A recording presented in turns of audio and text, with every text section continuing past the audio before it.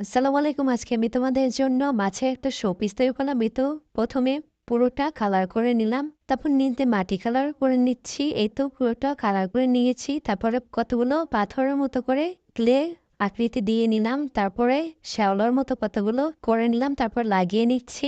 তো সাইড দিয়ে সবগুলো লাগিয়ে নিলাম। তারপর পাথরগুলো একটা, একটা করে বসিয়ে দিচ্ছি গ্লু দিয়ে। ছোট পাথরগুলো শ্যালার কাছ দিয়ে বসিয়ে দিলাম। এই তো তারপর কালো কালার পেইন্ট করে নিলাম। তারপরে আবার কতগুলো লাল কালারের শ্যাওলার মতো বানিয়ে নিচ্ছি। এই তো জোড়া লাগিয়ে দিলাম। এই তো তারপর মাছ তৈরি করে নিচ্ছি। তারপর মাছের লেজটা তৈরি করে নিলাম। তারপরে স্কেল দিয়ে চেপে তারপর মাছের লেজের মতো করে আকৃতি নিচে হাত দিয়ে তারপর লাগিয়ে দিলাম। তারপর একটুখানি মাছের মতো করে আঁশটার মতো দিয়ে দিচ্ছি। তারপর মুখ তৈরি করে নিলাম। তারপর আঁশের মতো করে পুরো মাছের শরীরে দিয়ে নিলাম।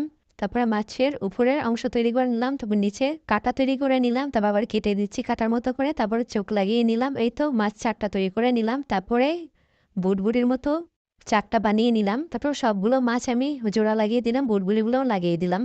মাছের শো পিসটা ভালো লাগলে লাইক, শেয়ার এবং সাবস্ক্রাইব করে দিও। আল্লাহ হাফিজ। আর কেমন হয়েছে কমেন্ট করে জানিও।